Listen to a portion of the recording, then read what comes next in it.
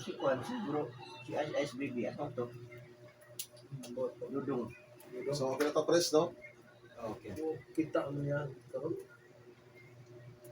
Ito, i-continue basa niyo. Basahin na. Ito ang equal sa back out. Letter B, section, Article 3, Section 3. Letter B, background investigation. No one shall be admitted in an organization unless his background has been thoroughly known and investigated to ensure that he is not liability or source of embarrassment in the future. As part of the screening, the applicant is required to present a police clearance from her place of residence. Kini naalagay sa files. So, atong among gon kita para man intend na ato direct lang mo ta. Ato na pangay kay iyahan gani. Pwede man na. Pero kung atong subayon mo ng bylaws, Wala tao mo na, wala tayo. wala gani. Dengan ano, naaman, pero og ingon nga na tao nga dili din sirado. Expensive po. Dugay ba na pa? Wala ang para lang lang. Ang kuha ako lang ipan sa bylaws. Sabi ko naman. Pwede man nato ni siya Barangay, di yung ipasulod. Muy na ini. At least nahinga na nato siya. Barangay na daw. Pwede na barangay. Tinama ko nila sa bylaws. Kung ito lang ako na ginagdala din ay karon. Kung secure mo na sila nga ang tao, cleared. na-record ba? Tapos, Ano sa itong kamot, saka pa dito na Hindi ako na barangay. Karon na bro. Letter mas C. mayo na mayo. Presentation of application. An applicant who has passed the first two stages of membership. First two lang ganun din sa bylaws. Ato no? Dua, So, pwede na. isa lang kulang nimo. What Tin ka, bylaws guardian na ka. must be presented to all the members of the chapter during scheduled monthly meeting. Si Gagamitin. Bro Yael gani upat. Sobra na gani. Revise yan siya. Okay lang. At least sa bylaws lumara. Pero siya lang isa ra Konder, siya lang isa ang aspire na to. Siya ra isa, pero napa na yung press. Wala ka man food marking do, kaya mo kung marking. Kayo, mga lima pito sa council na tilabay. Ang sa to Adripulo, para dito malugi. Ang number 1 magod ang ato expenses pa. Wala tong last time ihangyo na ko to. Napugos mi diri sa pito, ang walo auno. Kaya tong duwa sa kay barko ang isa. Walo na to. So, okay lang basta. Pero ako yung sa to. Bip. Kung kwarta ko mara gini. Marking na to si Foundership.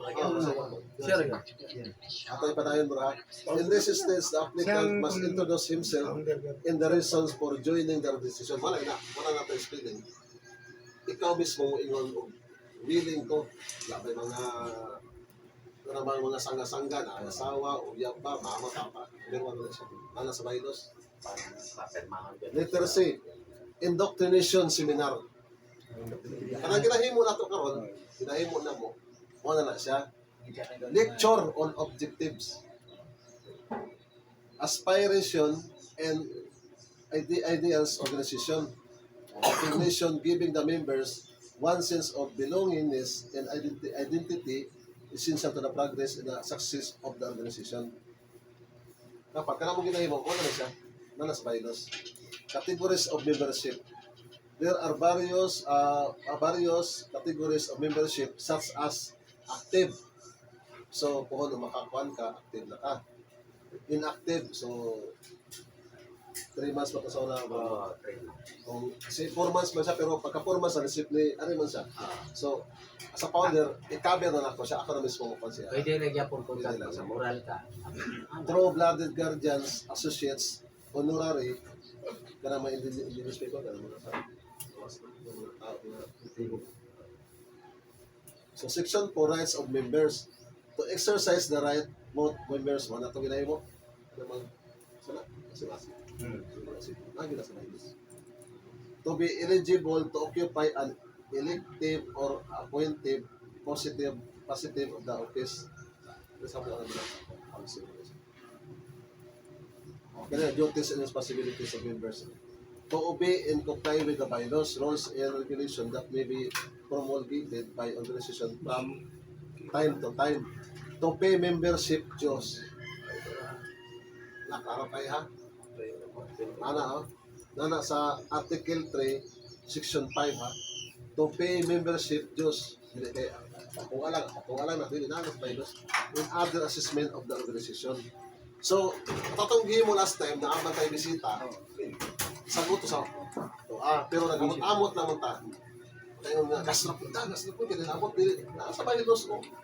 Pero ang additional kita na mag-shoulder to attend all meetings of his chapter and to actively participate to all activities may be conducted, held or initiated by our officers in chapter.